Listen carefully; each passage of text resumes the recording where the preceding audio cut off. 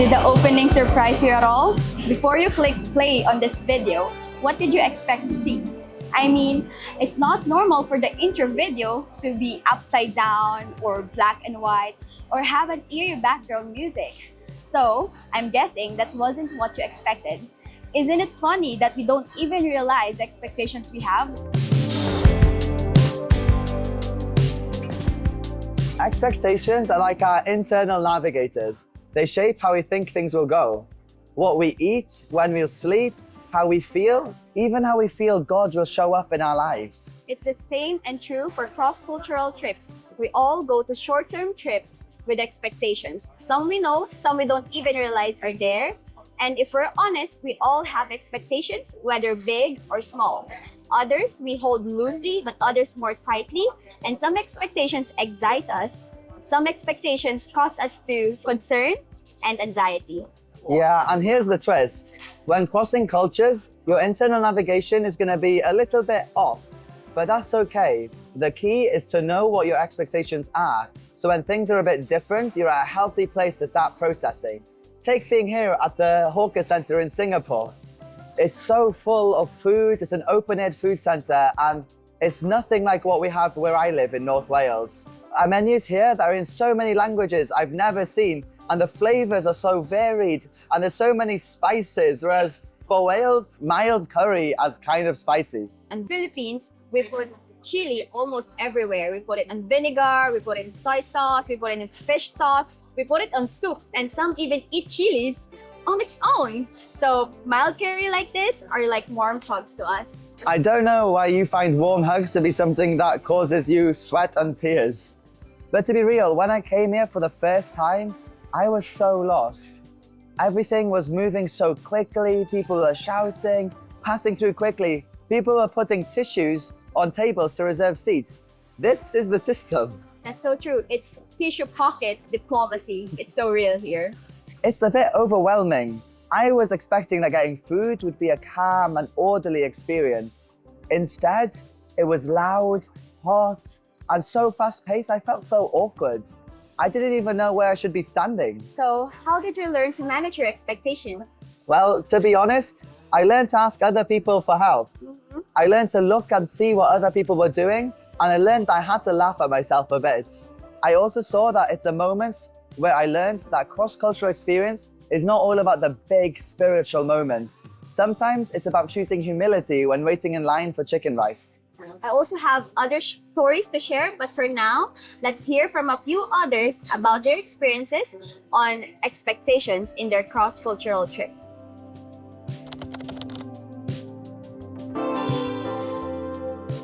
Literally went to our first country of service not knowing a single word of the local language, except being able to count from number 1 to number 10. And I think that tells me my expectation, I think, was rather naive, that like, oh, everyone speaks English. Everyone has their own accent, has their own grammar, in speaking English, in communicating.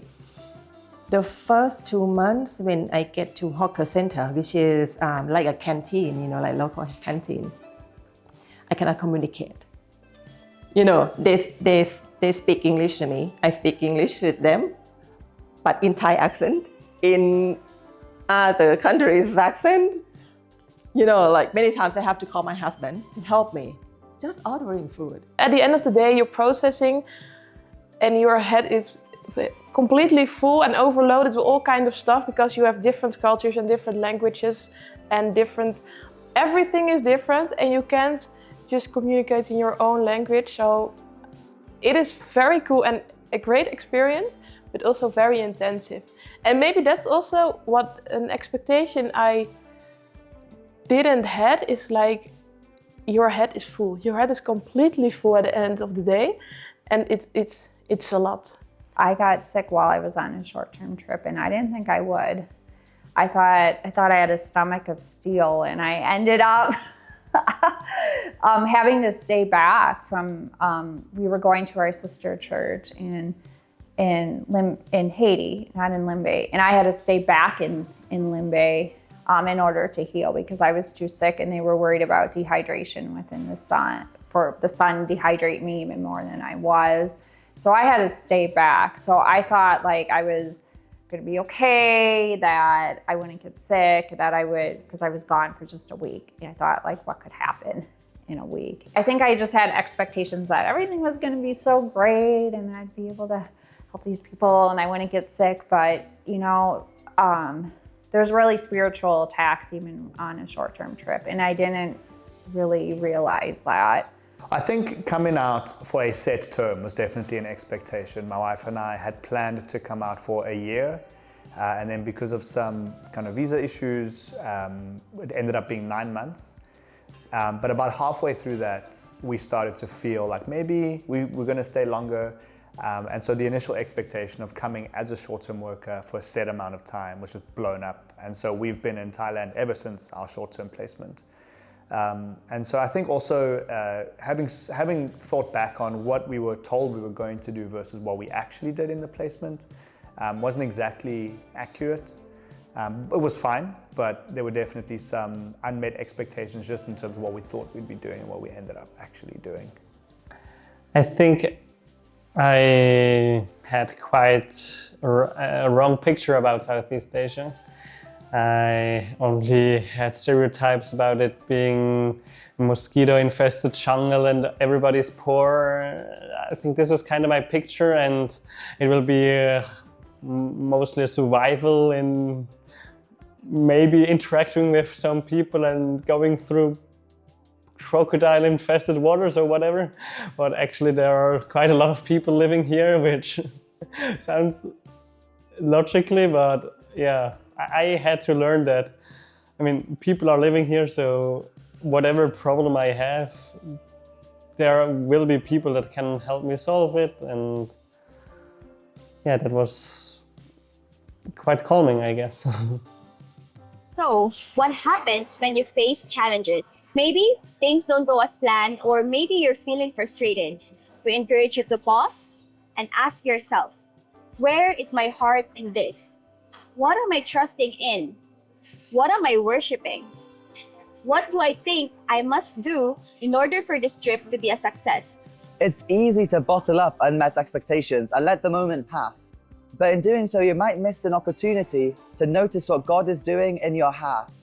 So take time to process, talk with a teammate, a mentor, a field host, and you'll see things from a new perspective and have a chance to grow. Remember, God has you on this journey not just to bless the nations, but also to mold and transform you into the image of Christ. But here's the thing, His plan often unfolds differently than what we expect.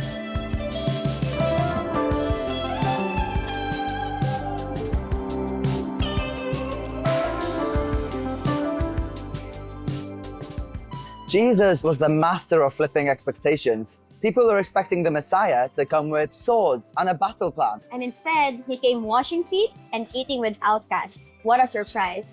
And think about Simon and Andrew expecting a life of fishing until Jesus came and said, "Follow me." Think about Martha, who thought Jesus would prioritize service over coming and sitting at his feet. When you travel across cultures, it is a guarantee that not everything will go the way you envisioned it. And that's okay. One of the most essential cross-cultural skills is learning to be flexible.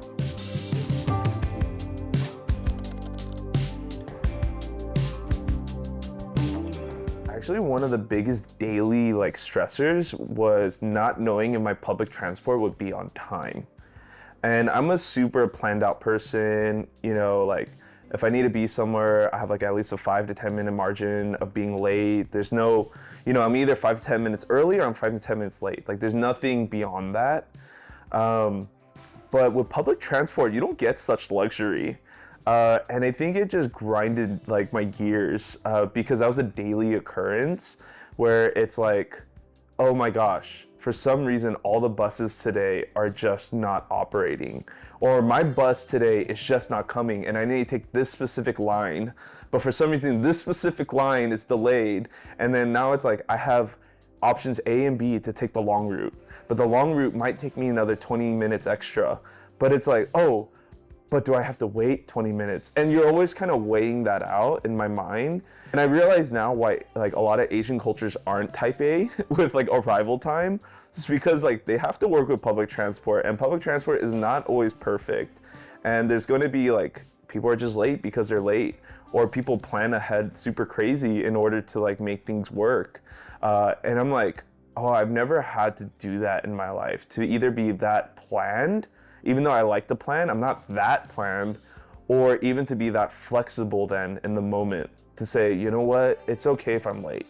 Oh, it's okay if like my bus doesn't show up today.